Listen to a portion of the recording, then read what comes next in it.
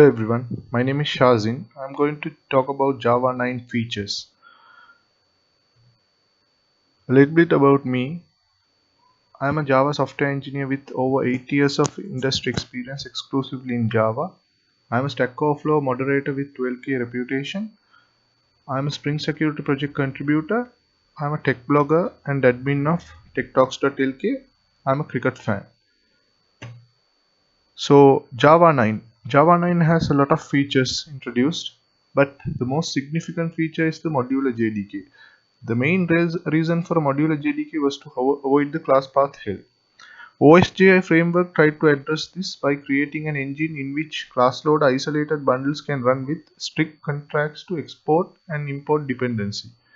But JVM class path scanning was sequential, where when a class is requested by an application, in JVM it will scan the class path just one after the other until it finds the requested class. This is an ON problem which needed to be addressed in order to improve performance. So modular JDK. Up until Java 8, there were only two concepts of code containers. Package, which is public to all, class inside package, which can be either default, package private, or public to all. From Java 9, there are three concepts of containers. Module. A module is a group of packages with the module descriptor. Package inside module. Package to public to all modules which can access the module containing the package. Class inside package. Public within module. Public to certain module. Public to all modules. I'll be discussing these three in detail in the coming slides. Modular JDK. Again, now a package is not public by default to all other modules unless it is explicitly exported in the module-info.java module descriptor. So based on this information and this looking at this diagram, can class D from module A access class F from module B? So if we have a look at module A, it has a request to module B. And if we have a look at module B descriptor, it has an exports to it exports package Z. So in this case, based on the module descriptors, yes, it is possible for module A as it has requires module B and module B has successfully exported module Z. So the class F is possible to be used in the module A. So modular JDK enforces strong encapsulation. A module must require other modules to be used in them. Module exports packages to specific modules or to all. Module opens packages explicitly for reflection. So not all packages can be used in reflection. Accessibility is enforced by compiler and JVM runtime as well as reflection level. So in order to create a module in Java 9, you need to have a module descriptor by the name module-info.java in the source directory of the module. So module should conform to this format, which is module name. It should start with module and it should have a module name. It should have 0 or many requires, it should have 0 or many exports, and it should have 0 or many opens. So, but why modules again?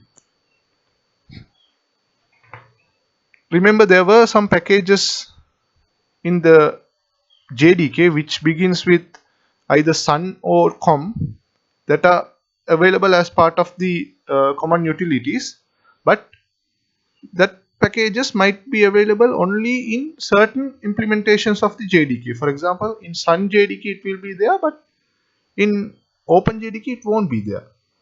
But for this specific reason, Java programmers have been warned not to use those packages because it will break the platform independence, because the code we write will not be able to run on multiple different vendor specific JDKs. But up until Java 9 modules, there was no way to completely stop developers from doing this, because even though it was advised, developers were still using it, and there was no way to stop that.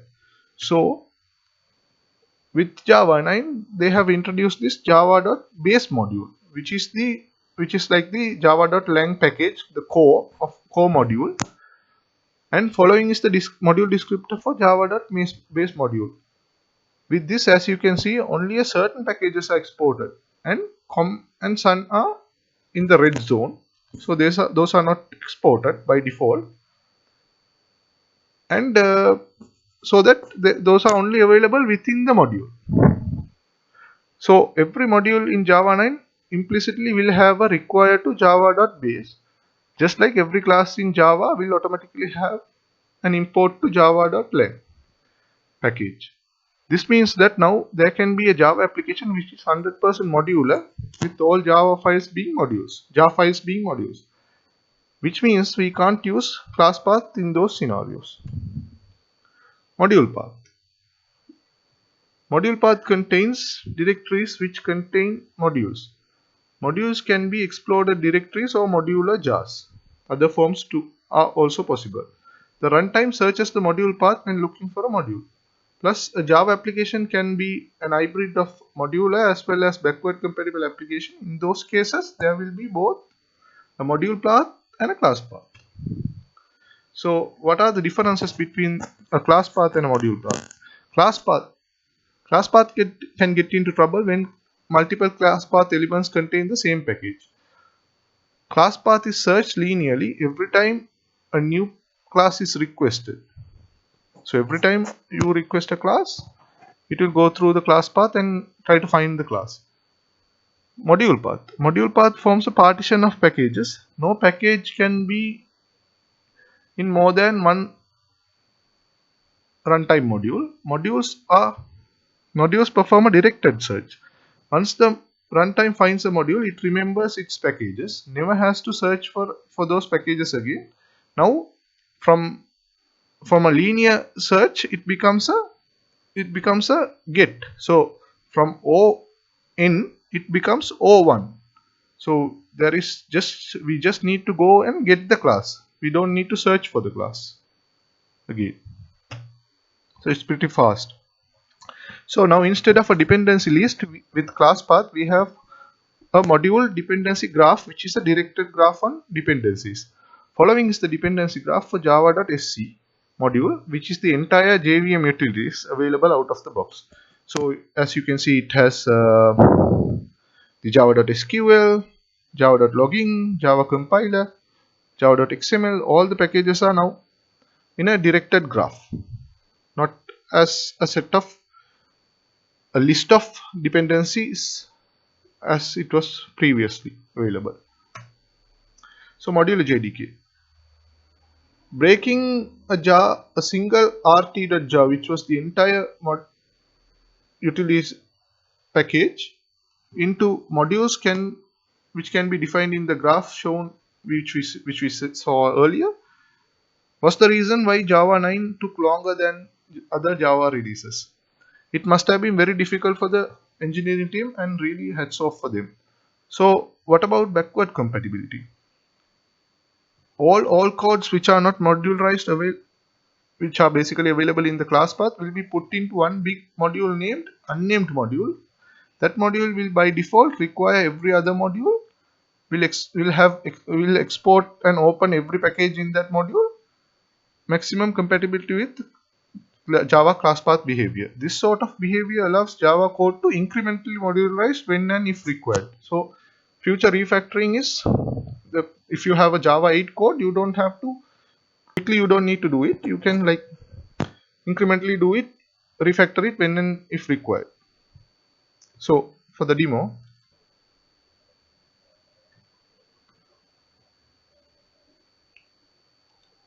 so in this case, for the demo, I have two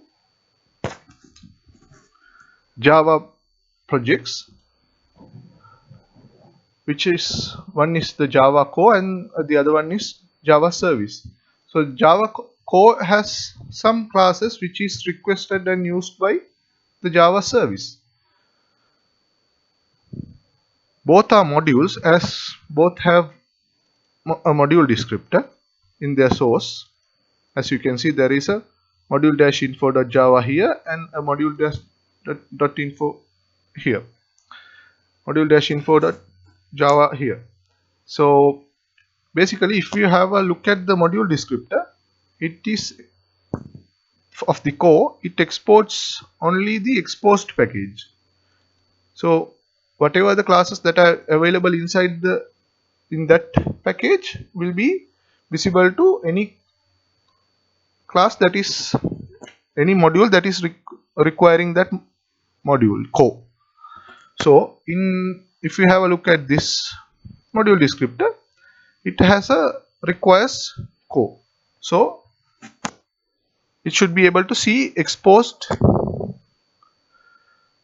the calculation service in the exposed package without a problem. So if we have a look here, we can use the calculation service from the Java core without a problem, since I already have a dependency in the Java Maven dependency list. But if I try to use the another calculation service here,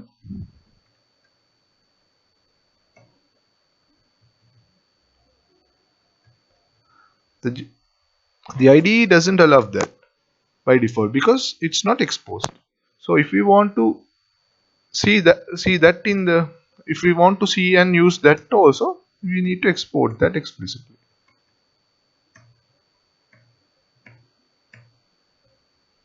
Hidden. So now I'll be able to use this. So this is the power of modular Java JDK.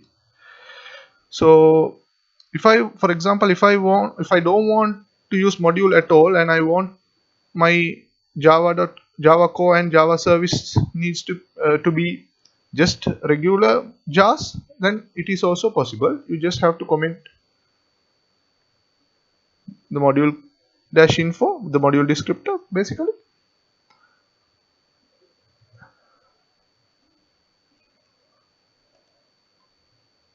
And now you can use without a problem, because it's now these two becomes two JAS only, because it doesn't have a module descriptor, and it will work as Java 8 or Java 7 does. It is 100% backward compatible. So that is about it with my demo. So for this I have used the following references. If you want to learn more about that, you can always visit techtalks.lk and have a look at these links. And if you have any comments, please let me know. Thank you.